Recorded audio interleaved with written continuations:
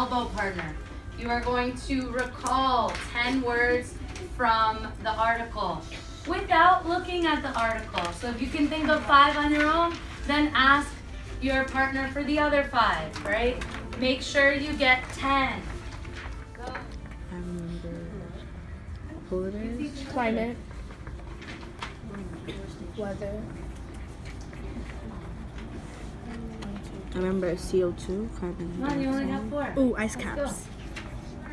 It could be something you've learned in this class, something you've learned the past 2 days, or even something you've learned from another class outside of here. Talk about that with your partner. So last year and this year we learned about a lot about climate change and global warming together, and like how it's not helping. Okay, I'm gonna do ice caps because I remember when we learned about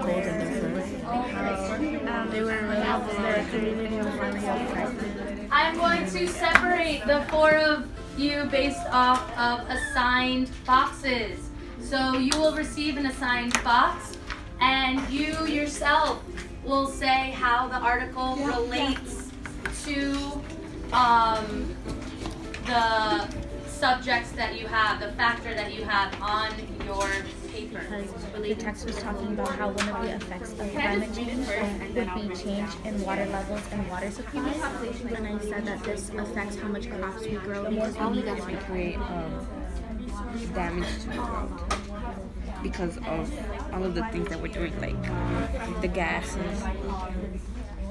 These conversations, I would like you guys to have your concluding statement. So which factor of the 4 do you think is the most damaging? And what are possible solutions? This could be from your thoughts, or from the text, or from what someone said. Trees, like everything, these problems all have something to do with the trees not being able to absorb the heat. I don't think it's just deforestation though, because even if we had like all the trees in the world, we're still constantly. I think we could like stop, like cut off the amount of times like we use cars and stuff like that, because when we use cars, the gas and like the fuels they go up